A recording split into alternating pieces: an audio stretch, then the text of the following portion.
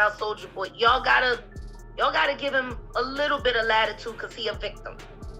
And he even ran through quite a bit. They was playing tapes, and then the owner of the house pulled out Soulja Boy tapes. That's why he's always able to call other on being a swish. Birds of a feather flock together. That in the closet is real scary, you know what I'm saying? So we got to get into the seriousness of it, and it's just not fair to, other people. And then that spreads because that girl that you might be fooling might leave you and go find another dude who ain't gay, give him the disease, and he go cheats on her. You think that you've worked with a gay rapper? Yeah, man. And gay, not being just full out gay, but hiding it, trying to pretend like he, loves girls and live the rap lifestyle, but really he's... After a long break, Jaguar Wright is back again, and this time she is spilling all the tea about rappers living double lives, the ones who act straight in public but allegedly do something very different behind the scenes at wild parties hosted by Diddy. Word on the street is that these events didn't just leave people embarrassed, but also dealing with serious consequences, with rumors even linking them to health problems. Meek Mill, for example, has often been mentioned in connection to Diddy, and fans still talk about that viral clip of him cooling off in the pool while Diddy praised him.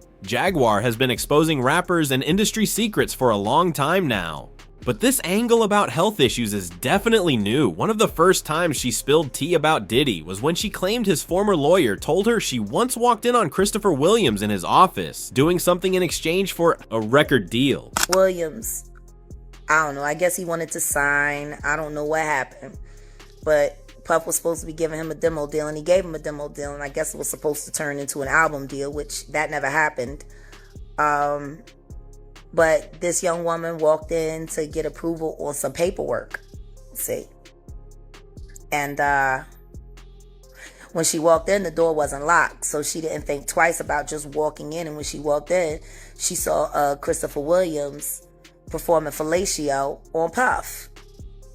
Now, from what she said to me, it was disturbing because, they didn't stop.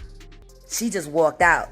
And she just kept her head down at the office the rest of the day, I believe it was. And I don't think it was at the end of business day that day, but I think it was the following day. He came into her office and was like, yeah, so you came in there, so what? What you gonna do? You wanna say something? And she was like, oh no, she was like, I just don't understand why you left the door unlocked. If you were in there doing that, why would you leave the door unlocked? He said, I'll do whatever the f I want to do in my building. And I just don't know. He was like, it's power, see?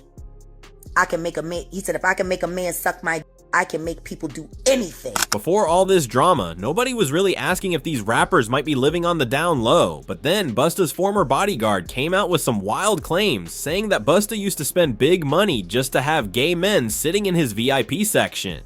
All my promoter homies would always say, man, we gotta bring some we gotta bring some, what they call them, I'm not gonna say it on here. They call them fun boys. They'll say we gotta have some fun boys in the section for Busta. Cause I bodyguarded for Ghostface Killer before, you feel me? And being around him, you hear things, you feel me? I'm like, damn.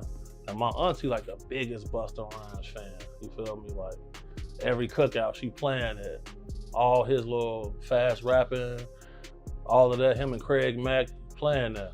Bro, on my soul, I'm out with a group of people.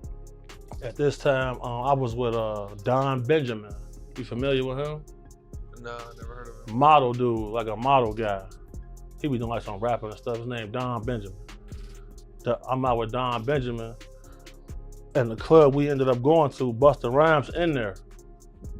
So it was a little lawyer guy that was with us. And the little lawyer guy we was with, he was a gay dude, super cool, feel me, good guy. Bro, Busta Rhymes wanted him in his section so bad. Like, what?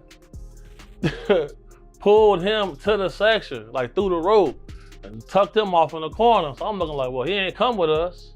Well, I know he was in the little group. So if I go out with somebody, like a group of people, I try to make sure everybody get there together and leave together. No, he stayed with them. He stayed in there with them, bro. For sure, bro. I'm walking across the street and Busta Rhymes just grabbed my hand. And he holding my hand. Now I ain't know it was Busta at first. You know, Busta Rhymes tall. I'm sure I came up to about right here. So the first thing I noticed was this big flip mode chain that was blinding me. So I look at the chain and I'm like, and I look up, I'm like, oh, what's up, Busta? What's up? Now he holding my hand the whole time. I'm like, what's up, man? He like, what you doing? And I was like, oh, me and my people, we about to go to this club around the corner. What's up, man? You know, and then I noticed throughout my peripheral vision, the side eye, this big bodyguard in black. Just standing there, you know, looking around, you know, looked at me, you know, still looking around. Meanwhile, Busta still got my hand in his hand. And he says, you know, I'm about to go in this club. You know, we got a section. You know, you can come in with me if you want. And I'm like, word, for real? Like, that's what's up. Like, he was like, yeah. I was like, well, I gotta, you know, tell my people. I was like, I come in, you know what I'm saying?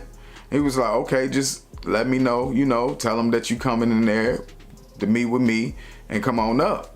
And I was... Now, going back to Jaguar, she also claimed that 50 Cent hooked up with Soulja Boy back when Soulja was just starting his career. I'm not sure where she got this information from, but she was saying it very boldly without even using the word allegedly. I'll say this about Soulja Boy. Y'all gotta give him a little bit of latitude because he a victim.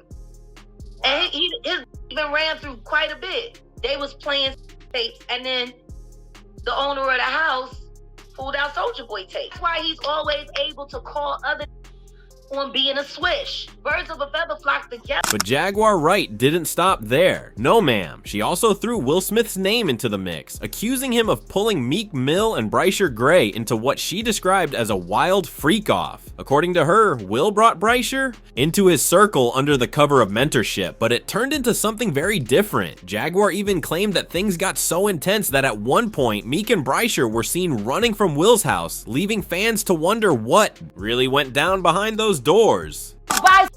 They do weird things in their house, and young men have left their house screaming to get away from them in their mentorship. Meek Mills, Brycer Gray left that house screaming. August the only one that stayed, and I guess he was really sick. He needed a doctor. Now, when it comes to Meek, at first people thought he was being forced into things, but after a little digging, the talk shifted to him being involved by choice. His name even came up in one of the lawsuits against Diddy, where he was allegedly linked to him. To make matters worse, an audio clip started making the rounds online that some claim was Meek and Diddy together, with Meek's voice heard in the background. On top of that, there's long been speculation about Diddy and The Game, after Game revealed that instead of them working on their album, which never got released, Diddy was flying him around the world, partying, buying him expensive gifts, and showering him with jewelry. Fans couldn't help but side-eye those trips, especially since most of them were to Atlanta, and you already know the rumors people spread about men constantly traveling to Atlanta on their own. I started kicking it with Diddy, right? I ran around with Diddy for 2 years, damn near.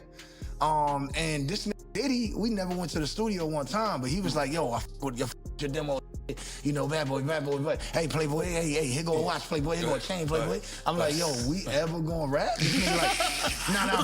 I was doing it for 2 years. Yo, but the jet leave at 5. We going to Miami, Playboy. We going to, you know what I'm saying? We going to New York. We in ATL this weekend, Playboy, pop out. And I was going everywhere with Diddy. Before you got with Dre, wasn't Puffy interested in working with you also? Yeah, Puff. I was running around with Puff for a minute, but we was just partying, man. Puff liked to party. So that's basically all we did. I think the few times I was running around with D-Mac and Puff, we just did a bunch of partying. We might have went to the studio once or twice, but I didn't get to record nothing. I was just, you know. Okay, but I mean, Puffy was a huge deal back then. Still a huge deal. I mean, he's still a huge deal, but he's not doing music anymore, right, is what I'm saying. Back then, Bad Boy was on fire, and he's running around with you, and, you know, Puffy's a busy guy. I was running around with him. Yeah. you were running around with him. Right. Was he talking about signing you, or what exactly happened? Nah, Puff he wanted to sign me. He just, you know, he was moving around. Like he had the restaurant Justin's in Atlanta, so we was in and out of that. A lot of parties in Atlanta with him and V. And, you know, Big Wolf and, you know, Fab and Jeezy was just, you know, I mean, Fab was already on. Jeezy was coming, you know, coming of age. But we just party, man. And then when I talk. And then there's YK Osiris. Back in 2021, rumors started flying that Diddy flew him out to Jamaica under the promise of boosting his career. YK only fueled the talk when he reposted a shirtless photo of Diddy in the pool with prayer hand emojis, along with another shot of himself getting a massage while writing, listening to that Diddy, eating that good fruit in the beautiful weather. Things got even messier when his child's mother went on IG stories and told fans she left him after catching him in bed with another man. Then, of course, Usher's name has been brought up too, with people pointing to long-standing rumors from his mentorship days with Diddy, old leaks connected to Kim Porter's book, and even past lawsuits where Usher was accused of knowingly spreading herpes. Fans started connecting dots and speculating about where the trail led, though nothing has ever been confirmed. Now, don't get it twisted, nobody's dragging Diddy or these rappers for being gay. That's not the issue. What has people heated are the claims that these weren't healthy or consensual situations, and that real harm may have come from them. As usual, the internet had plenty to say. One fan admitted, "Not gonna lie, I'm having trouble listening to some of my favorite hip-hop now without these stories crossing my mind." Another asked why no one ever brings up Kareen Superhead Steffens, since she was talking about DL rappers and Diddy years ago in her book. People always mention Jaguar Wright and Cat Williams, but forget that Superhead had been spilling this tea first. And for those who know Jaguar personally, they'll tell you she's been speaking on the industry since her very first year of singing, which is part of why she walked away. But now I want to hear from you. What do you think about Jaguar Wright's latest accusations? And do you believe any of these rappers were really caught up in this mess? Drop your thoughts in the comments below, and don't forget to click here to watch this other messy video.